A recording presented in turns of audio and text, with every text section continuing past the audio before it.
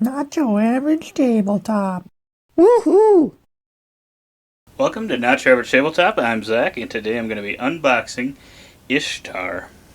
Gardens of Babylon actually has that little extra title to it. And this one was one that I just heard of, I think, several times, but I never really had it on my radar as one to get. But then I noticed it at my friendly local game store, and it was 75% off. So it was, I think it was like $15 or something, $12.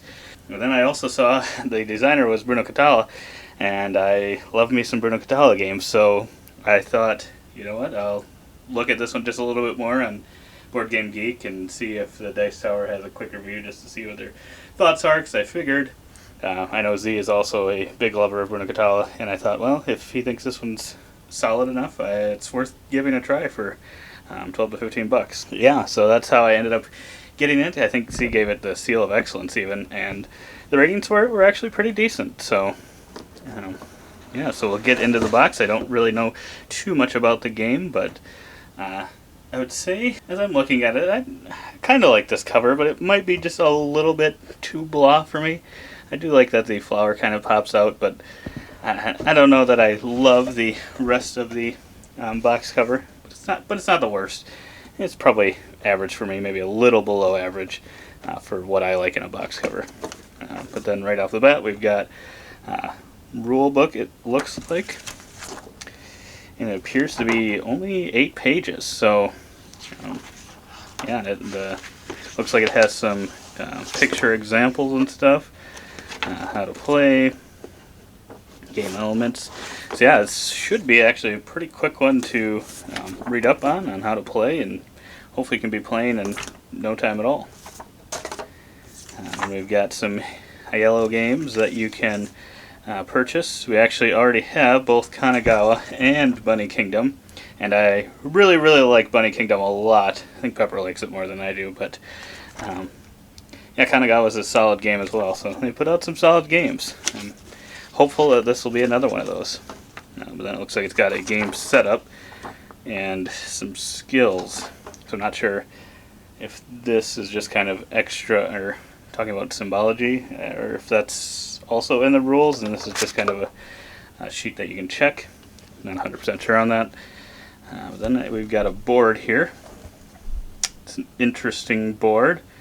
I don't know that I'm instantly in love with it.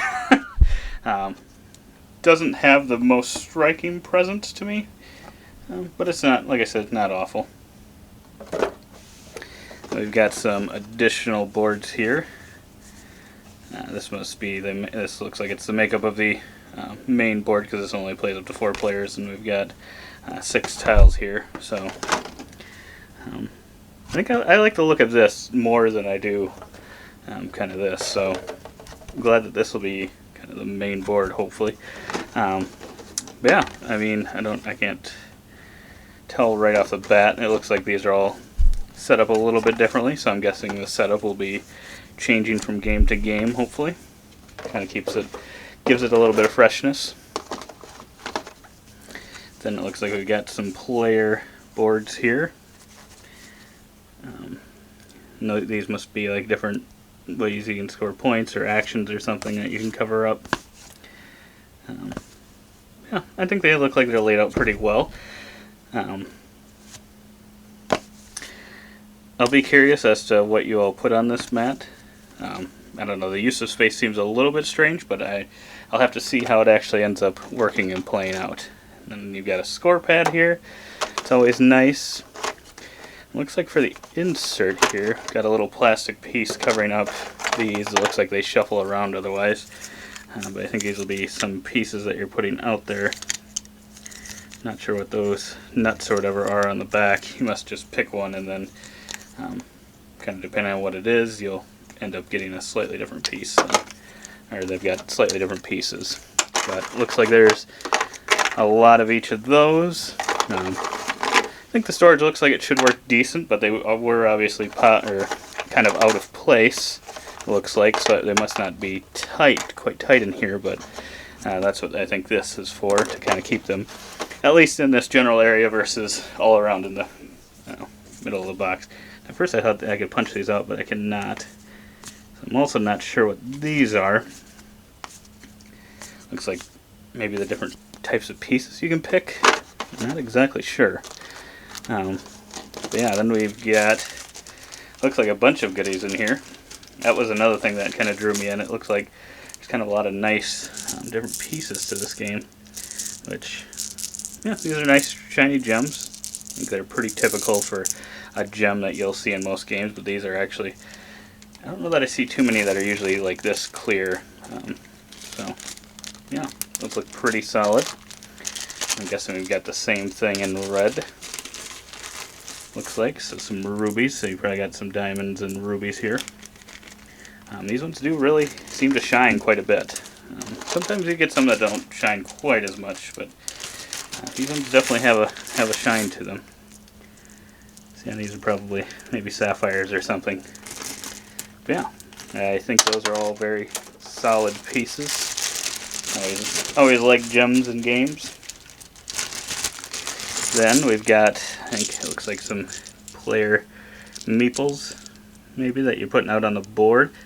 I'm not sure what that is. That's a watering can, maybe? I'm not 100% sure. Yeah, these look cool. They're not just a normal meeple shape, which is nice, but they do look like they're all the same from color to color, piece to piece. But yeah, they're still different than just a normal meeple, so that's always nice. Then we've got some different temple-like pieces here. Looks like this game will have some nice presence about it once you kind of get playing. You kind of have different colors, but it looks like they're all kind of set up the same. And not exactly sure. I guess they correspond with the colors of these. So yeah, I'm guessing it's diamonds, rubies, sapphires. It usually seems like that's kind of a common use of which ones are most rare in games and stuff. And you got some nice looking trees here, some nice wooden pieces. It's a unique shape. I don't know if I've seen that in any other game before. That's really cool. Those are another thing that's going to definitely give the board some presence if you're putting those out on that board. Which I think in that case it works a little more to have kind of this color as your main board. If you're putting pieces out on top of it that are colorful and kind of just jut out off the board, it's always makes up for that. And it kind of makes it pop more, even more than it already does.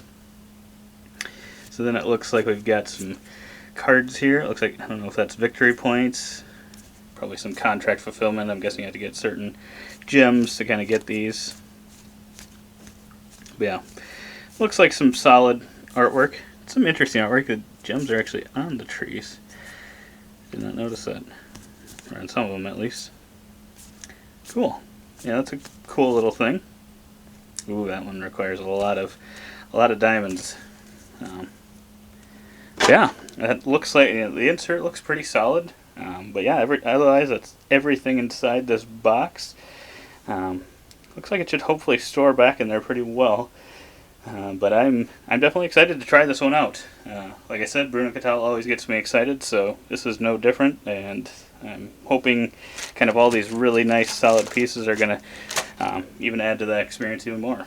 But let me know in the comments below if you've played this one, what your thoughts are. I'm guessing we'll have a video with our first impressions of this game kind of going up alongside this, so definitely check that video out.